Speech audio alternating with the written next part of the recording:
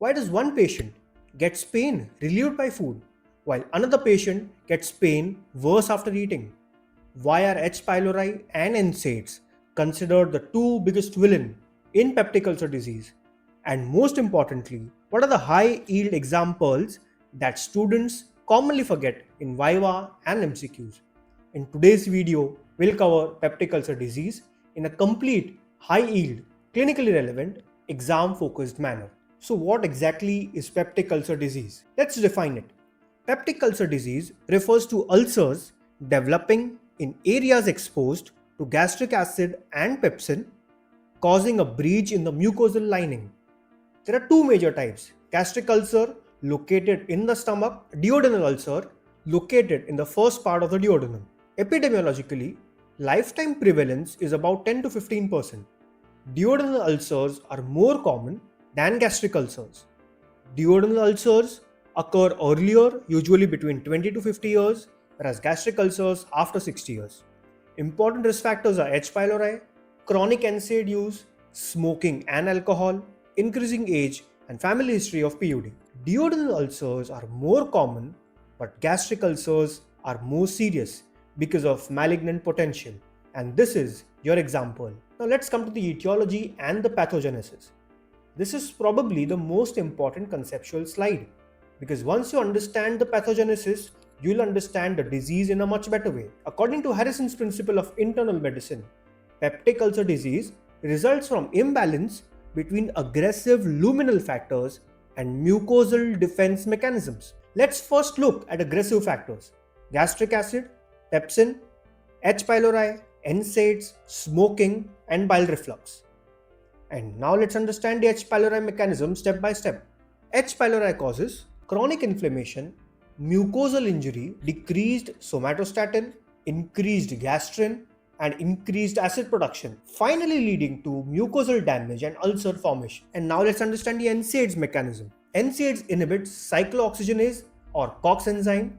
This decreases the prostaglandin synthesis, and prostaglandins are protective because they maintain mucus production, bicarbonate secretion, and blood flow. So NSAIDs weaken mucosal defenses and ulcers form.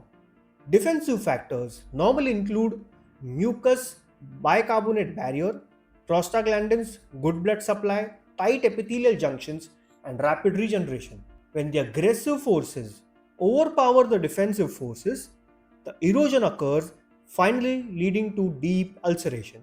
Now, duodenal ulcer is usually associated with increased acid load, whereas gastric ulcer is usually due to impaired mucosal defense. Now, let's discuss the signs and symptoms and the clinical presentation of peptic ulcer disease.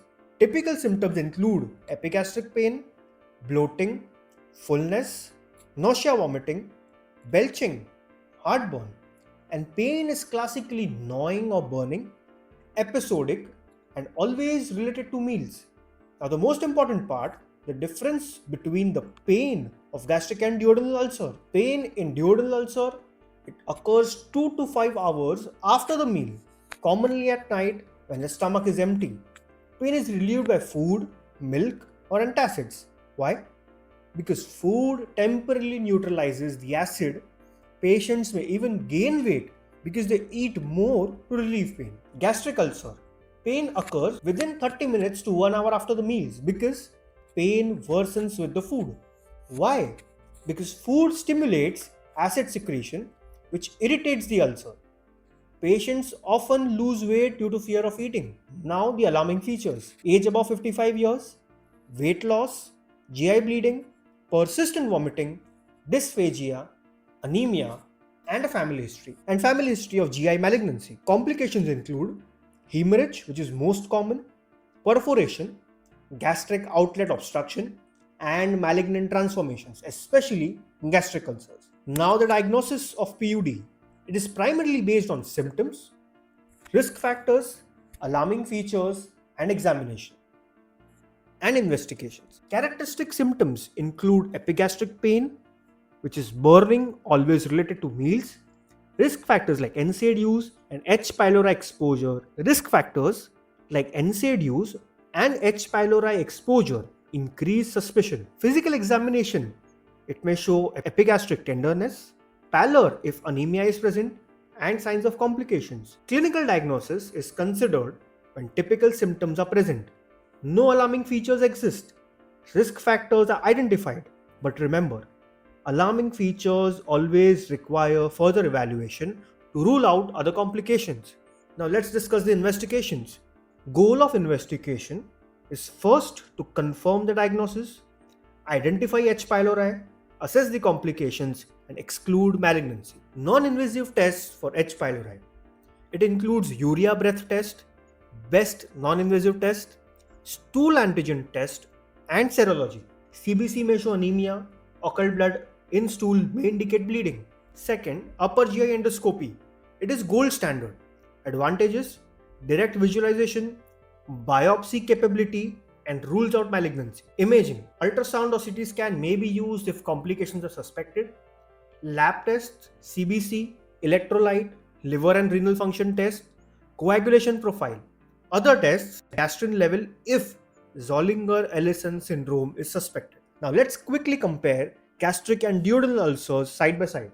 So gastric ulcer located in the stomach, whereas duodenal ulcer it is located in the first part of intestine, that is duodenum. In gastric ulcer, pain is within 30 to 60 minutes of eating. In duodenal ulcer, it is 2 to 5 hours after eating or at night when stomach is empty.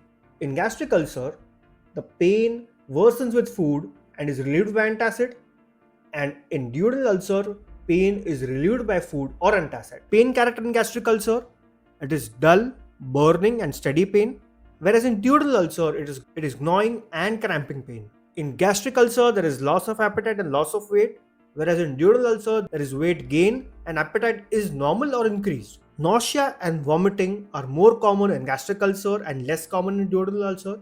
There is a high risk of bleeding and lower risk of perforation in gastric ulcer, whereas in duodenal ulcer, the perforation risk is higher and the bleeding risk is less. Gastric ulcer is associated with atrophic gastritis, NSAIDs, smoking, alcohol, whereas duodenal ulcer is strongly associated with H. pylori infection, young patients, and low malignancy risk. And finally, the most important exam clinical pearls. First, always biopsy all gastric ulcers, whereas duodenal ulcers usually do not need routine biopsy. Second, stop PPIs at least 2 weeks before H. pylori testing. Otherwise, you can get false negative results. Third, always think about Zollinger-Ellison syndrome in multiple ulcers, refractory ulcers, distal duodenal ulcers, and always associated with diarrhea. Fourth, posterior duodenal ulcer can erode gastroduodenal artery, causing massive hemorrhage. The most important Viva question: which artery bleeds in posterior duodenal ulcer? Always answer the gastroduodenal artery. Fifth, free air under diaphragm on erect chest X-ray suggests perforation. This is called as pneumoperitoneum. And sixth, first line eradication therapy is PPI. First line eradication therapy is PPI plus clarithromycin plus amoxicillin. If clarithromycin resistance is high, use quadruple therapy. And one major clinical mistake: NSAIDs-induced ulcers may remain completely asymptomatic until bleeding or perforation occurs. So always take proper drug history. So that was the complete high yield review of peptic ulcer disease. If you found this video useful, make sure to like, subscribe, and share it with your batchmates, with your fellow medical buddies, and comment below food relieves which ulcer pain, and let's see who answers correctly. See you in the next high yield medical lecture.